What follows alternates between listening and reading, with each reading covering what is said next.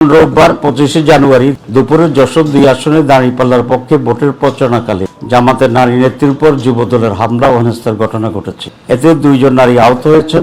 জিজ্ঞাসা পৌরসভার 5 নম্বর ওয়ার্ডের কীর্তিপুর এলাকায় জামাত ইসলামীর উপজেলা মহিলা নেত্রীরা দাঁড়িপাল্লা প্রতীকে ভোট চাইতে গেলে উপজেলা যুবদলের সভাপতি আরাফাত রহমান কল্লোলের নেতৃত্বে সবুজ, আহনাস, সোহাগ সহ 15-20 জনের একটি দল জামাতের মহিলা কর্মীদের উপরে অতর্কিত হামলা করে আহত করে এবং মোবাইল ফোন ছিনিয়ে নিয়ে যায়। এ সময় তারা মহিলাদের ভ্যানিটি ব্যাগও ছিনিয়ে নিয়ে যায়। চুয়াডাঙ্গায় 25 জানুয়ারি রোববার বেলা 3:30টার দিকে জামাতের দাঁড়িপাল্লা প্রতীকের প্রার্থী অ্যাডভোকেট মাসুদ পারভেজ রাসেলের পক্ষে জামাত ইসলামী ও তার অঙ্গ সংগঠনের নারী নেতাকর্মীরা বাড়ি বাড়ি গিয়ে ভোট চাচ্ছিলেন।